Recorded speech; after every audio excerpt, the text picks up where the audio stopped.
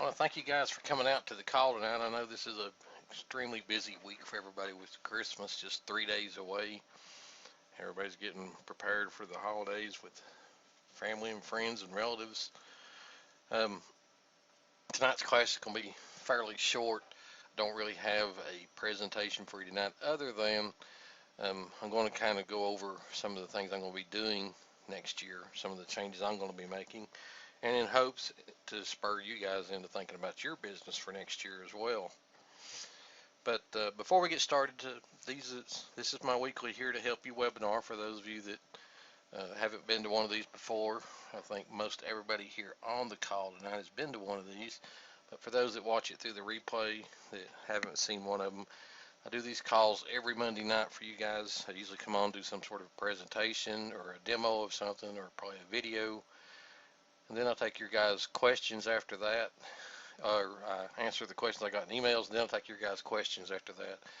There's generally nothing for sale on these calls. Very rarely is there ever anything for sale. Occasionally I might mention a product or something that, recommend something to maybe help your business, but there's nothing on here that's actually for sale. These calls are just for you guys, give you a chance once a week to come on here and ask me questions, and I'll try to answer them live here on the spot, or you can send me questions during the week and I'll answer them here on this call. So with that said, let's go ahead and get started with what we're going to do this week. Like I said, we don't really have a training this week. What I'm going to be doing this week is just going over some of the changes I'm going to be making in my business for next year, and in hopes it'll spur you to be thinking about yours, because we're just a little over a week away to the new year now, folks. It's hard to believe just 3 days from now it's going to be Christmas, and then a week from that the brand new year is going to be kicking in. So a lot of stuff going on here in the next 2 weeks for everybody. So let me get I got a presentation here just so I'll remember what all I need to tell you guys. So let me load that up so I can go over everything and not skip anything.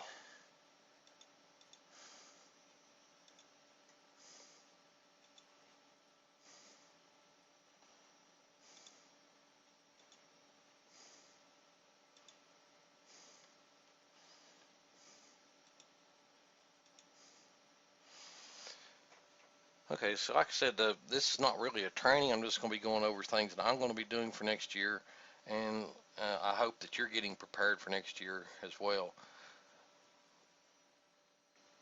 So first up, here, let's go over the list of things we're going to talk about.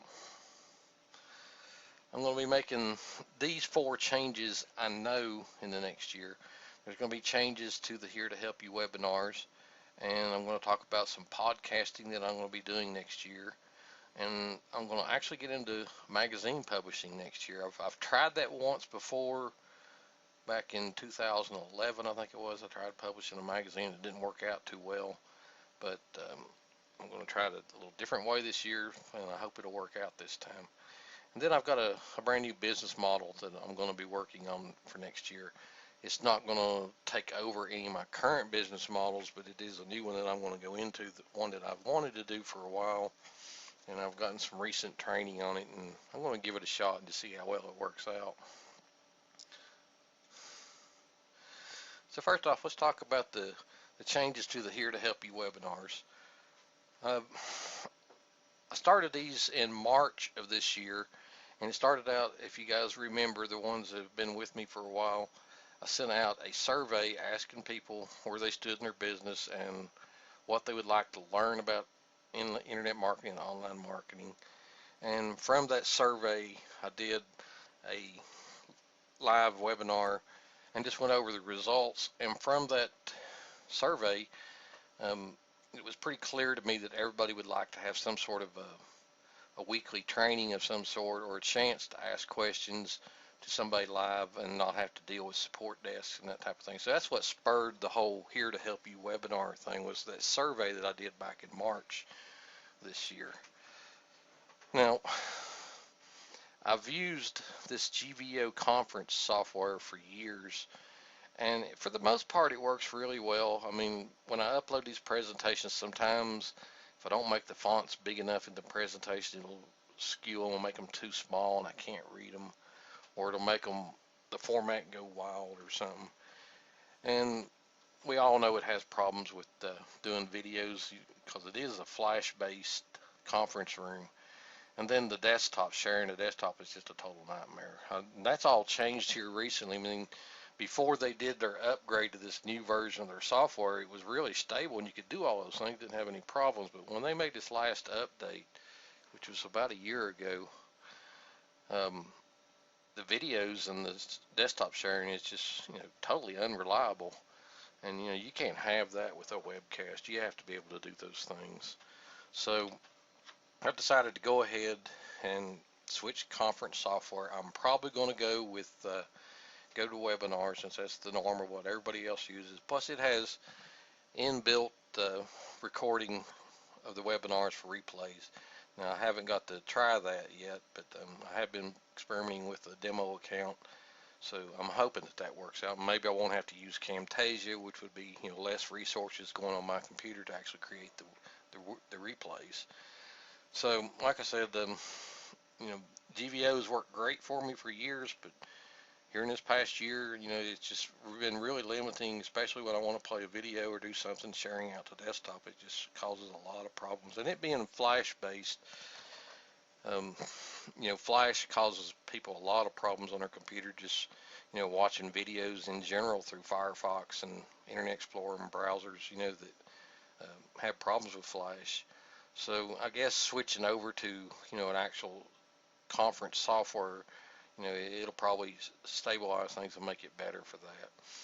Now, another change that's going to happen, if you notice now when I send out the replay links, there is a link that says to watch all of the replays. And what I've been doing throughout this past years, I've been just, chronologically listing them all on there.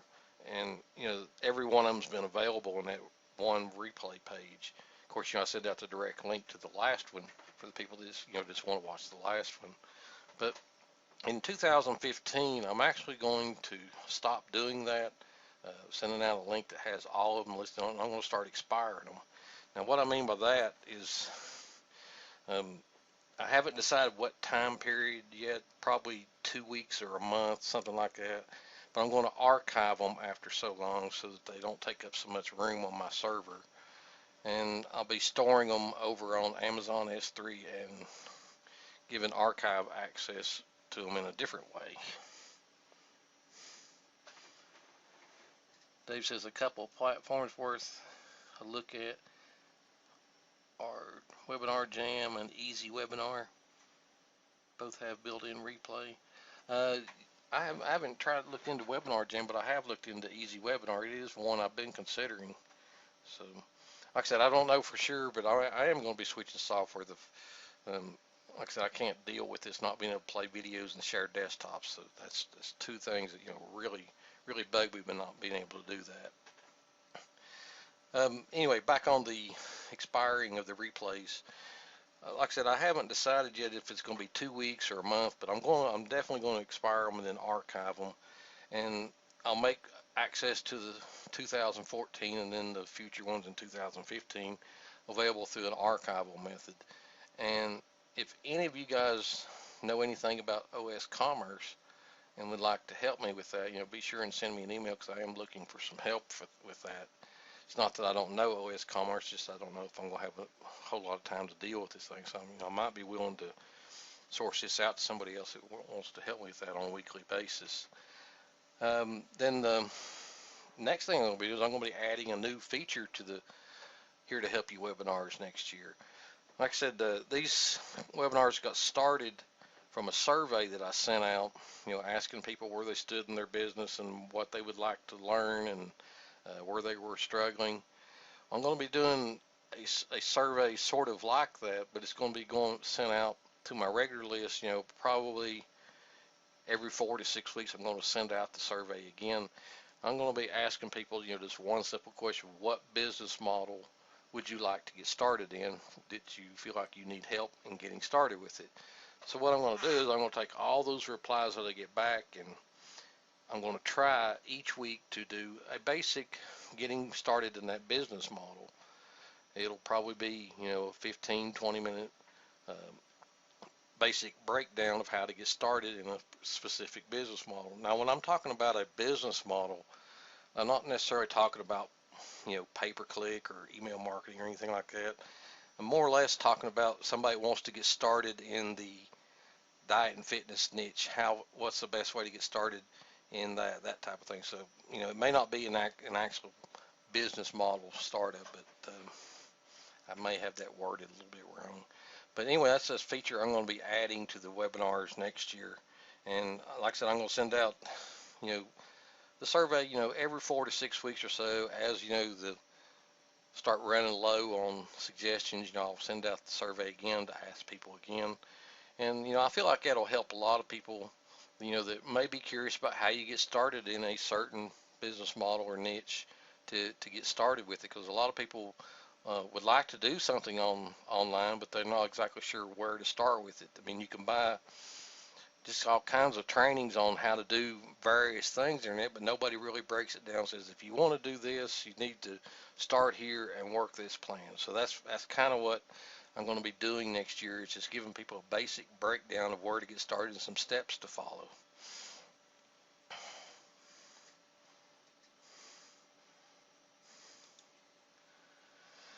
Okay, and then something else I'm going to get into next year is podcasting. I've been wanting to do podcasting for several years, and I just recently, in the past 3 months, I guess it was, bought the podcasting software that was advertised to everybody there for a while, and I've been in there playing with it, learning some of the methods people are using for podcasting. So I've decided I'm going to try to do at least one, possibly two podcasts next year. I may even take some of these replays from the Here to Help You webinars and create, little mini podcasts out of those. But I've got an idea for a podcast that I've been wanting to do for a long time, for a good 2 years, I know. So since I have the software now that will do that will make all the connections and do all the distribution for me now, I'm going to go ahead and do that next year. And I'm hoping that it will also actually bring more people into these webinars for us, especially if I decide to go ahead and do the mini podcast on the Here to Help You webinar replays. I'm hoping that'll start bringing more people in so we can get more interaction from people and get more questions asked. That's the whole thing about these. I want to answer people's questions, and if you have questions, that somebody else asks, it's a good chance for you to get the answer without having to send me an email and wait 2 or 3 days for me to be able to respond back to it. But like I said, podcasting it's really hot, even though it's kind of old school. People have been doing it for years. It's still really hot, and you can attract a really big audience with it. So I've been wanting to do it for at least 2 years with one niche that I've been working in. So I'm going to definitely give that a shot with that one niche. And like I said, I may possibly do 2 of them next year.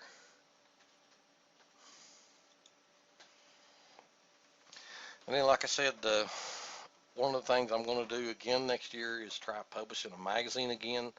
I tried this once back in 2011, publishing a magazine, and the printing cost just got to be too expensive, and I just couldn't keep it up. It was just too expensive for the printing on an on-demand basis, because I don't have a huge subscriber list of people wanting to subscribe to a monthly printed magazine. So I'm going to go about it in a different way this year, and actually I'm going to be doing it through the iTunes newsstand, and also the Google Play's newsstand. They have one as well. So I'm going to try it again this year in that fashion instead of trying to go with the printed route. I may offer the option of having a printed one if somebody wants to order a printed one with a print on demand service, but it's going to be a digital format this time that I'm going to try instead of a strictly printed format that I tried the last time.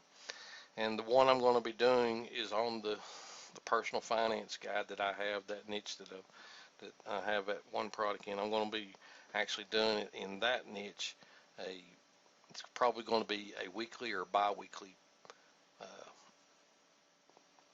training on that, and I'm going to turn that into a magazine that publishes once a month as well. So, I'm kind of excited about that. Like I said, I tried it once before with a magazine in 2011. It takes quite a bit of work to publish a magazine. There's a lot of bit of work to get one prepared for print, but there's not as much that you have to do to get one published digitally. So I'm hoping that the workload will be a lot less on it, and I can actually get them out a lot quicker than what I was doing back in 2011 when I tried that.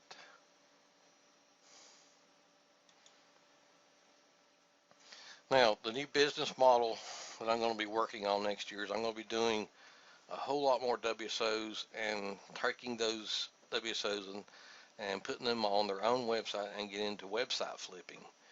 That's what I was talking about, the training I just recently went through. I went through some recent training on how you can create WSOs and have them on a website, and then take and flip that product as a website over on Flippa. So I'm going to give that a shot. It sounds like, a viable business model to try out. So I'm going to give it a shot and see how well it works out. I've only ever sold 2 websites over on Flippa in my lifetime, and I didn't feel like they'd done that well myself, but I felt like they were worth more than what they wound up selling for. But the training I just went through shows you how, you can make some, you know, pretty quick money with the WSO, and then once you've got some instant money showing, flip it over on Flippa for, quite a bit more, just because you've got some recent income that you can show as proof. So, I'm going to give it a shot and see how well it works out. It may not be something I put a lot of time into, but I am going to do a lot more WSOs next year than I did this year. I think this year I only wound up doing, I think, 8 or 10, and my goal actually for this year was to do 30 or 40, but I only wound up doing about 8 or 10 because I got tied up with so many other things. But next year I'm going to be doing a lot more. My goal is to next year to do at least 2 a month. I'd like to actually, if I could, follow Sean Mice's business model of doing 1 every week. But I don't know that I'm going to have time to do 1 every single week because I've got so many other things that go on throughout the week too in other areas that I work with. But I definitely am going to be doing more WSOs next year. And some of you guys that are in the SWR Inner Circle know about the case study I'm working on now. So um, that's going to be another good boost into doing the WSOs next year once we see the final results of how that turns out. And it is turning out a lot better than I really expected it to. Now, this week is turning out exactly, you guys that were in last week's class, is turning out like I told you it would. I don't want to divulge all the information here to everybody else, but it is turning out like I told you it would for this week. But it's turning out to be a really good case study that I think will inspire a lot of people once once it's all over with. Now, talking about the SWR Inner Circle membership, it's still going to continue just as it did this past year. Um, the actual meeting day may change. Currently, it's set to Wednesday evenings. That may actually change to a different day. I'm going to run that by you guys within the next couple weeks and see if a better day is better for everybody else. There's actually things I would like to do on Wednesday evenings myself, considering I'm involved in the church and everything. So it may be that we change the day of the week next year. Just depends on how well it works out, because I want to make it accessible to as many people as possible, because I know not everybody can always show up, but there's always a good middle zone where most of the people can show up. Now, there's also going to be new features added throughout the next year. I've got a couple lined up that will be kicking in January, so you guys can look for some more features again next year. There's also going to be an All Access 2015 that will be kicking off in January, so there'll be 3 years of archived products that you'll be able to get access to. And then those of you that are involved with the MobiFire app creator and the creating of the Android and now iOS apps, there's going to be an official public launch in January of the web version, now that we can do the iOS and the iPhone and iPad apps now. So there's going to be an official launch in January with that, and there's going to be several specialized trainings that go out throughout the next year with those. In fact, if you're a member now, if you log in now, I just put one up this past weekend. So there's going to be, several of them being loaded up here in the next few weeks. And I've got a big one scheduled for like March or April this year for the web app creators. So there's going to be a lot going on in that as well. It's hard to believe that in October, I believe it's October, yeah, October of next year, the MobiFire app creator will be celebrating 2 years, and that's kind of a a rarity for a WSO. This got started as just a WSO, folks. I bought a WSO that showed how to create Android apps that were popular among uh, parents and children, and I took that idea and ran with it and created a piece of software that made it easier to create those apps. I'd been doing Android apps for a little bit before that, but it started out with me buying a WSO and then finding out that it definitely did work, and then looking for a way to streamline it. So in October this next year, it'll be 2 years since I created that WSO, and it's still being maintained. Not many people maintain a WSO that long. Um, but it's a good piece of software. It's something I'm really proud of. It's probably my Magnus Opum, or whatever that word is, that term is. Everybody, um, it's probably the software that I'm most proudest of, because I put so many hours into that, hundreds and hundreds of hours into that, and it's still ongoing. It's something I still maintain. As updates come out or new features need to be added, it's something I still keep updated. And that's rare for somebody to do that with a WSO. Most time with WSOs, as you guys know, you buy it once and they hardly ever update them. And if they ever do update them, it's usually just once or twice, and then they move on to something else, and they're posting a WSO about something else, and they've completely forgot about the previous WSO. Well, it's not been the case with this product, because of all the business models that I work, the mobile apps is the only thing that I have found that really is truly set and forget, and does definitely work. If you work it consistently, keep cranking out those apps, it does bring in monthly residual revenue, and it's work that you do once, and you never have to worry about it again, because it just stays in those marketplaces and people keep downloading and buying those apps. So it's the one business model that I really, really like, that you can, if you just stay with it, you can build a full-time income with it in no time if you just stay dedicated with it. And I think, that's the last of my business plans for next year. I originally was going to hold off on doing this little presentation until next week, but there is a possibility that I won't be able to do it here to help you webinar next week. I don't know for sure yet. I've got a lot of work to get caught up on here in the next 2 weeks for the year, so there is a possibility I may not be able to do one next year. So that's why next week. So that's why I wanted to do this tonight, just in case I don't have time to do one next Monday. But that's my plans for 2015, folks. I'd like to hear from you guys, some of your plans for 2015. If you'd like to send me emails or private messages, connect with me on Skype. Send me some ideas that you're working on. If there's anything I can do to help you with them, I'm more than happy to help you guys with them in any way I possibly can. I can't do the work for you, but I'll be glad to help you out as much as I possibly can, helping you get steered on the right track with making 2015 better for you than 2014. A lot of the people that bought my Easy Passive Sales course this past year um, made their first dollars online, and those that have stuck with it are starting to see, some sort of a consistent revenue coming from it. When I created that course, I told everybody up front, it's not anything you're ever going to be able to retire with, but it is money that you can make if you stick with it, that you can invest into another business model that you really like and not have to take it out of your pocket so much. So that's working for several people now. That's what it's working out for them, and that's what I wanted to hear from people, that it was working for them. And I've been getting a lot of positive feedback from people that over the past few months, they've been able to develop their business in other areas from the money they've received from working that getting started business model. But again, like I said, that's my plans for 2015. I'm sure there are going to be other things that crop up that I'll work on throughout next year. But that's the basic things that I'm going to be working on for next year. And I'd like for you guys to, like I said, it's got about 10 days left in this year, so you need to be thinking about what you want to do for next year. Um,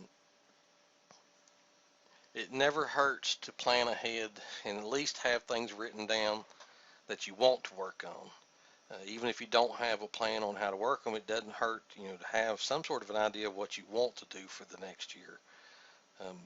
I try to make these goals that I make for myself, small and achievable things that I know I can get done. You won't never hear me say I'm going to buy $1 million house next year, because that's just a goal that's hard to reach. I don't believe in setting unrealistic goals like that are hard to reach. I believe in setting goals that are achievable. That way, once you've achieved them, at the end of the year you can look back and see what you did do and what you achieved, and you can repeat the process again for the next year.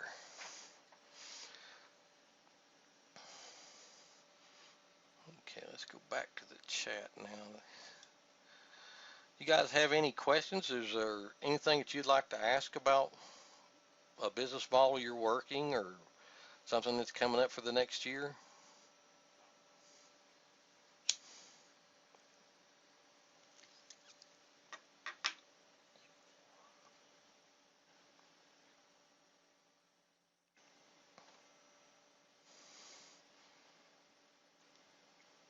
So everybody's got their game plan figured out. That's great.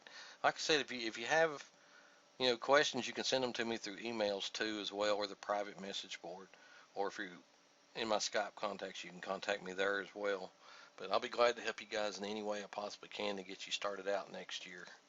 And like I said, I have a feeling by adding that new feature to the Here to Help You webinars next year, that's going to help a lot of people by having some sort of a business model strategies that they could work for people that are interested in that one particular topic anyway. And the good news is a lot of it, kind of repeats itself. I mean, a lot of the steps you do for one business, you would actually repeat for the next business. So I have a feeling just by doing those little 10 to 20 minute business breakdowns, I have a feeling that's going to help a lot of people next year to get started.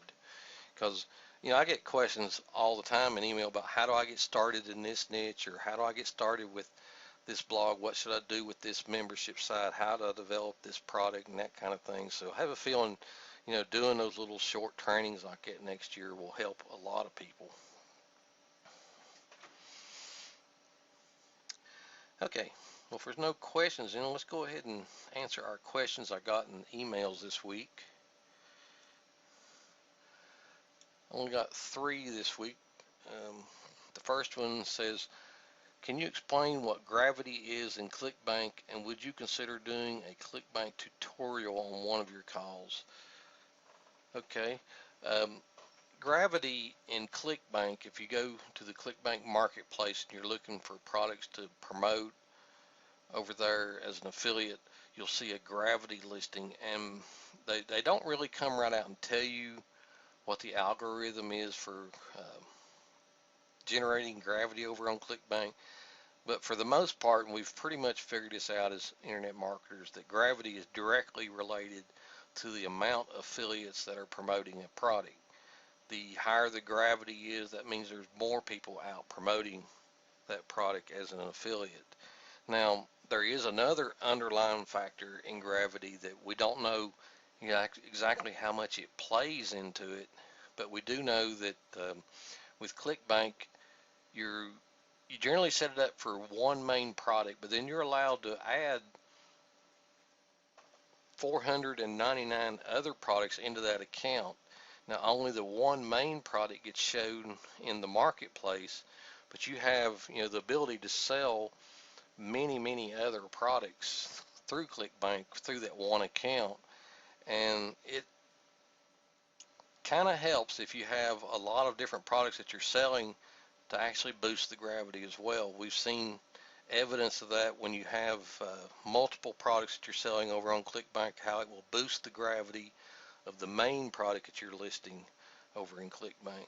But for the most part, we pretty much know that the biggest chunk of gravity comes from the amount of affiliates that are promoting a product.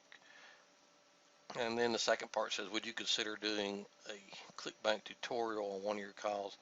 Yeah, sure. I'll be glad to do a ClickBank tutorial next year sometime. And the next question I got says, I bought IB2 InstaBuilder 2 with the Pro upgrade, and I'm really struggling with it. Are you at some point going to do a training on IB2, which are talking about InstaBuilder 2? And yes, when I promoted that to my list, I told everybody that I was going to do a special training on profiting with InstaBuilder 2, and that's one of the things I'm going to try to get done this next 2 weeks before the first of the year starts, is create that training for you guys.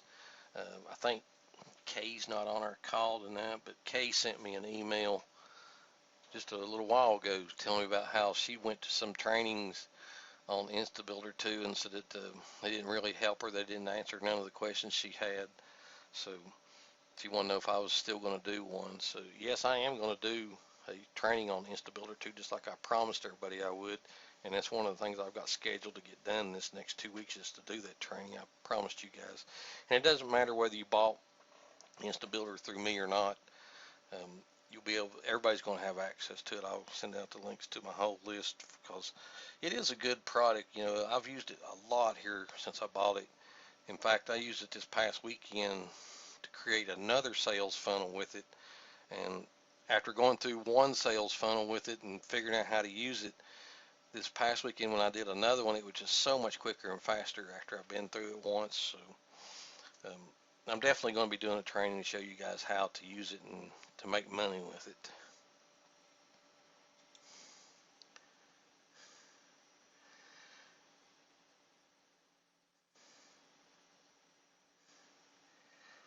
Dana says that training was really selling another product.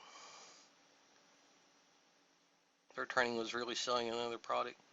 Can InstaBuilder 2 be used on a page that has a header, or does it fill out the whole page? What I've done with InstaBuilder on the sales funnel I've been creating, I'll take the header image from the original page and then drop it into the header section in the InstaBuilder page that I'm creating. And if you do it, you know, the right way, it turns out almost exactly like the original sales page that you had to work with. That's one of the things I'm going to show in the training, is how I did that, how I took another sales page and duplicated it over with InstaBuilder, because that's one of the things that I hate about WordPress, is you can't get a sales page to turn out just like the original sales page. And I like for, you know, sales pages to be listed in WordPress. That way I can set them up into a funnel through, you know, some of the plugins and stuff that you can get for WordPress to create funnels. Dana's asking, what is the name of the training for monetizing Mobi apps? The training I just added this past weekend, Jen, is that what you're asking about? The one I just added this past weekend?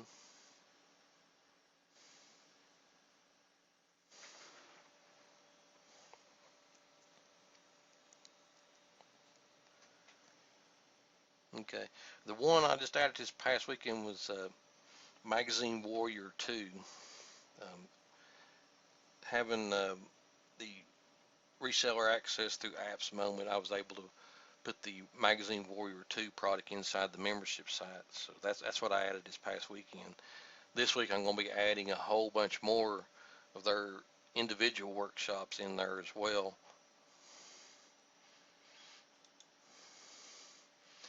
Okay, then the last question I got in emails this week, and this is a big one. This is something I'm sure all of you may have heard something about, but may not didn't register to you that you need to be paying attention to this.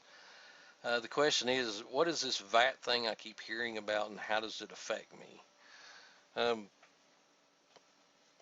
VAT stands for Value Added Tax.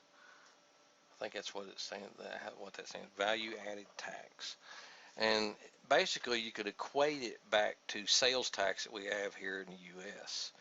Now, come January the 1st, over in the United Kingdom, they're going to be forcing a VAT charge on all digital sales.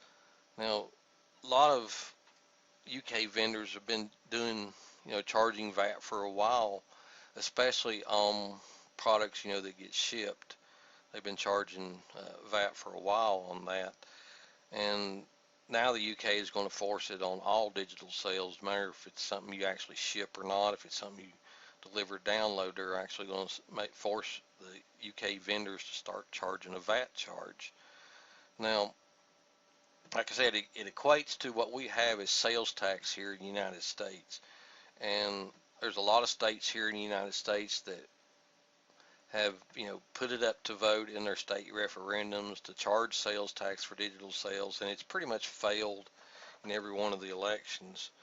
But it's passed over in the UK, and how it affects you is, first off, as a consumer, if you buy a digital product from somebody that's a UK vendor, they're going to charge you a VAT charge for it.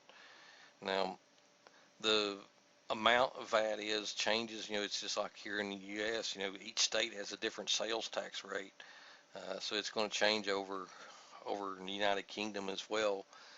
I don't know how often it changes. I'm not familiar with their tax laws. I just know basically what it is.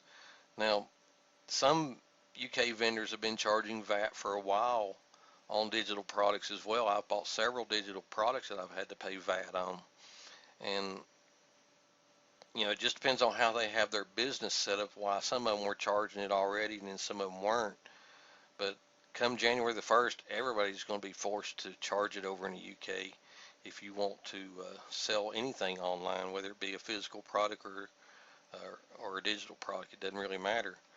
Now, over the past week, I've gotten several personal messages from within JV Zoo from vendors telling me that they're going to be dropping all of their products out of JV Zoo because they don't want to have to deal with the VAT, since JV Zoo is not going to handle the VAT charges or deal with the VAT charges.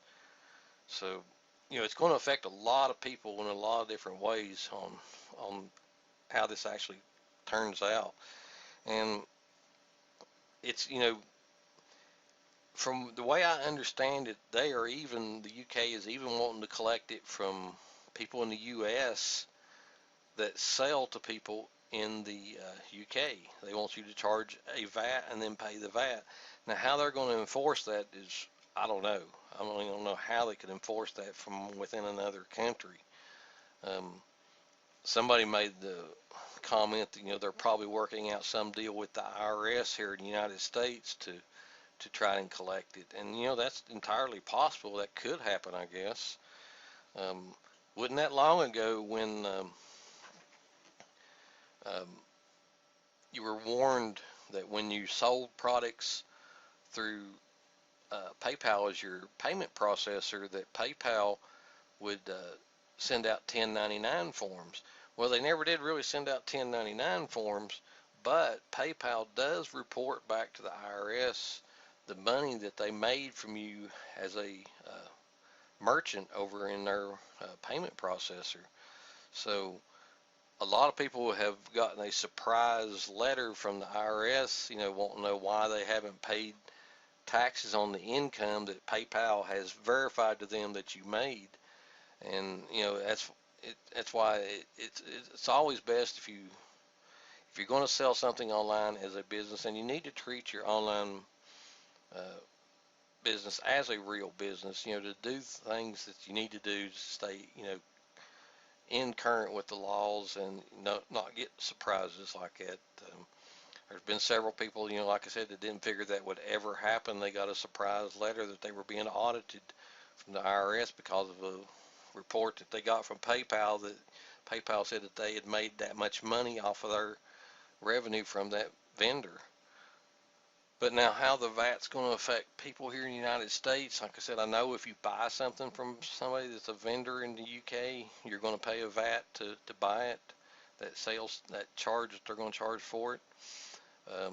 whether you charge it, you collect it yourself on selling something to somebody in the UK, it's going to be up to you and how you do that. Now that's also the tricky part, since as we know right now, uh, JB Zoo doesn't have a way of collecting VAT for you.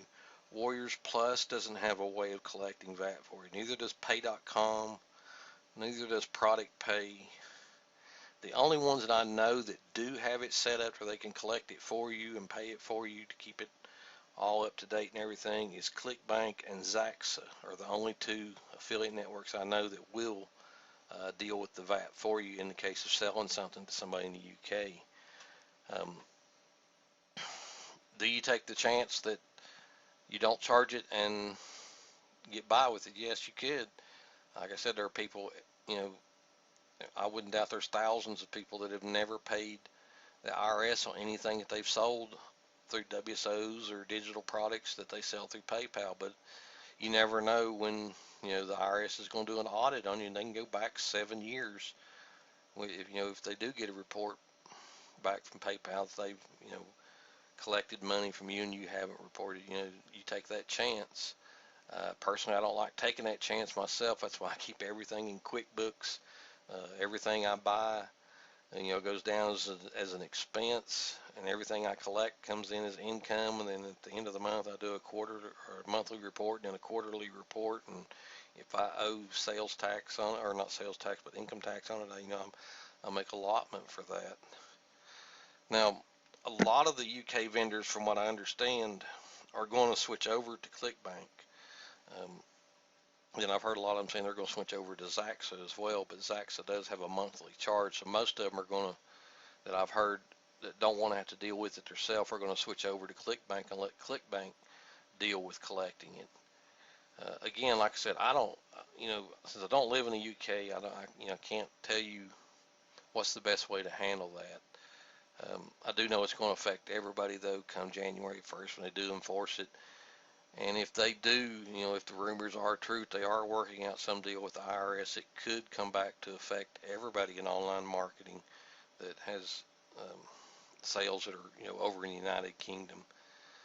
I know if you sell over on eBay and somebody from the United Kingdom buys something from your eBay auction, well, then you've got to pay VAT. But eBay collects it for you in that instance, because eBay is, you know, is a corporation and can do that. Anyway, you know, there's been a lot of talk about that here lately, about what's going to happen with this VAT thing and how it's going to affect, you know, people in the United States. And definitely for sure, like I said, if you buy something from somebody selling something in the UK, you're going to pay a VAT. Whether you collect it or not, it's going to be up to you. And, you know, you take a chance, if you don't collect it, they might catch up with you.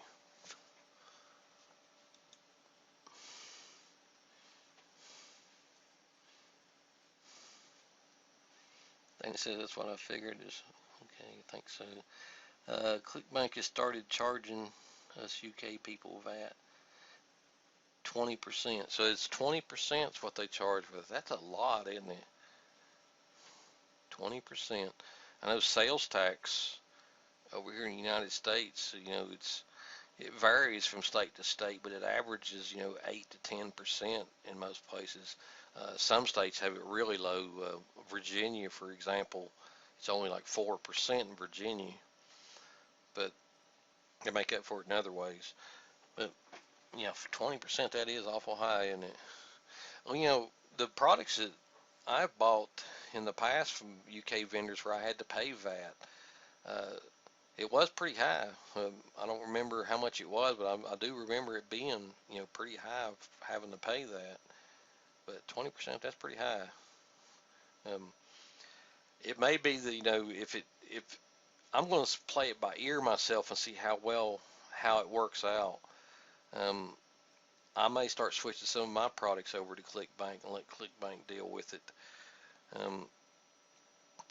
The biggest problem you have with ClickBank is, one, you know, you can only have the one main product in their marketplace. So, you know, you can have up to 500 products in your account there, but only one of them is going to show up in their marketplace. So it doesn't work out to be as good as like JV Zoo or Warriors Plus, where every product you list over gets in the marketplace.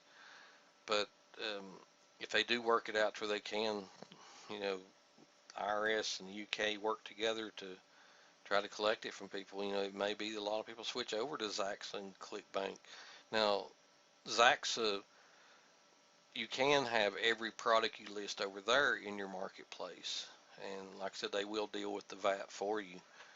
But it does have a monthly charge, Zaxa does. So, you have to be, making consistent income before you want to go that route.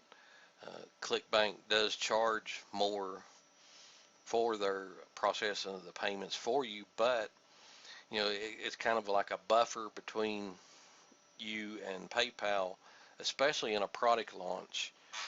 If you're going to have a product launch and you figure it's going to do really well, like you've got a lot of people are going to back it and promote it, a lot of new marketers will list it on ClickBank because ClickBank is not going to get their PayPal account frozen.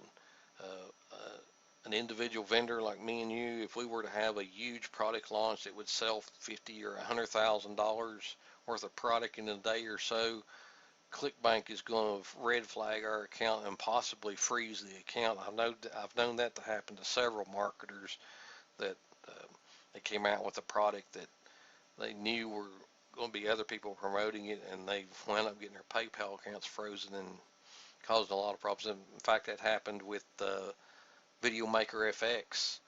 The guy that launched Video Maker FX, Todd Gross, had to step in and switch over the sales to his PayPal account during about 3 or 4 days into the Video Maker FX launch. And using ClickBank, you don't have to worry about that because it's ClickBank's account that's, the PayPal account that's getting all the sales. So, new marketers, it may be a good buffer for them to switch to ClickBank anyway. I use ClickBank.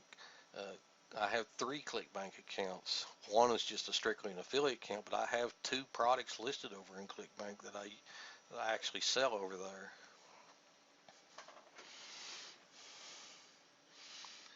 Thing that says I just got the offer for a new product that will split up the CB products. I will forward it. Is it that one? It's a WordPress plugin that will let you create hop links for all your products. Is that the one you're talking about, Dana?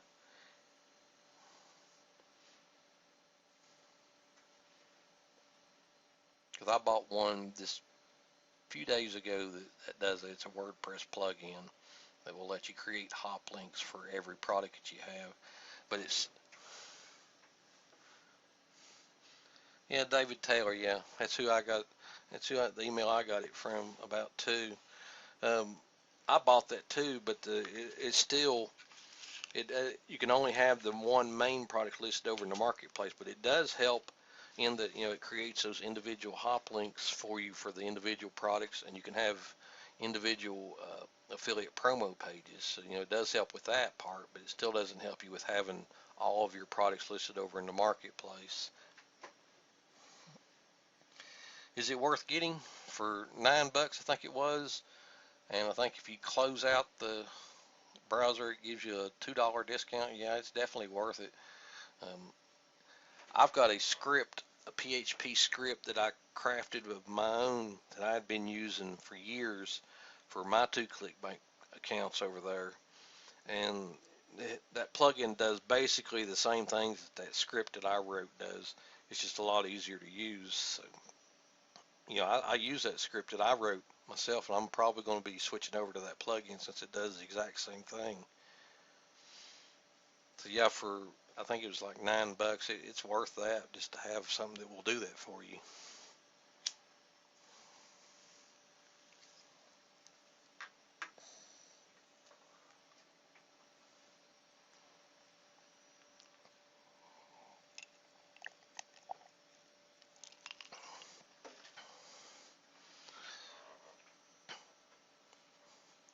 Okay, we're running right at about an hour here, and I got one more announcement for you guys.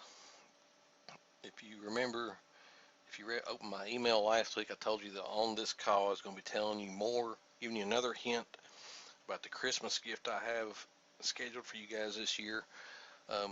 those of you that are new to my list, every year around Christmas time, on Christmas time, I always send out a special gift to all my subscribers.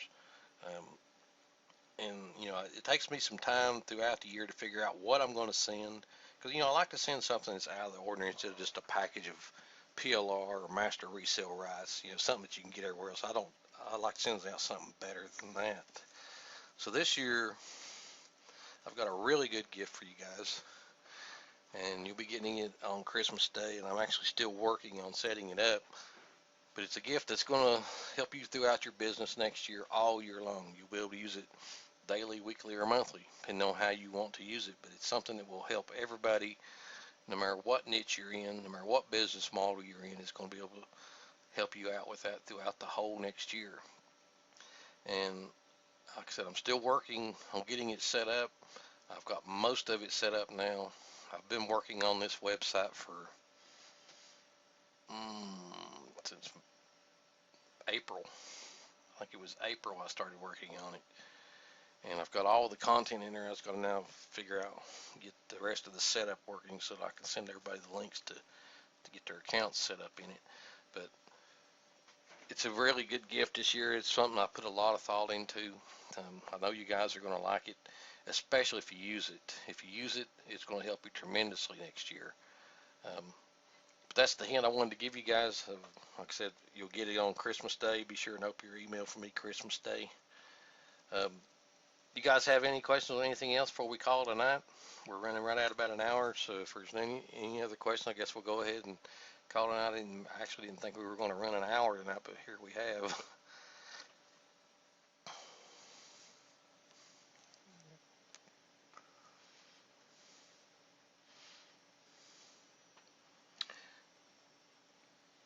All right, guys. Yeah, you're welcome. Like I said, when you get the gift Christmas Day, it's a really nice gift, and it's probably something I'm going to be selling next year. But I'm going to give it to you guys. But it's probably something I'll be selling next year. But I want to thank you guys for coming to the call tonight. I know we didn't have a training, but I hope me going over my business plans for next year, it gets you to thinking about yours. Write down some things you want to do next year.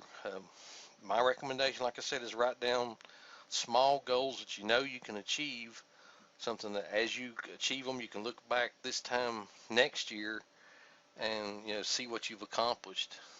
I much prefer doing something like that as opposed to big goals that you can't hardly reach. But thanks for coming again tonight, guys. Have a Merry Christmas. Um, I hope we have a call next Monday night, but I can't swear to it for sure that we will. It depends on how much work I get done in these next few days. But in case I don't, have a Merry Christmas and a Happy New Year. If you guys need me for anything, you know how to get in contact with me. Have a great night, folks.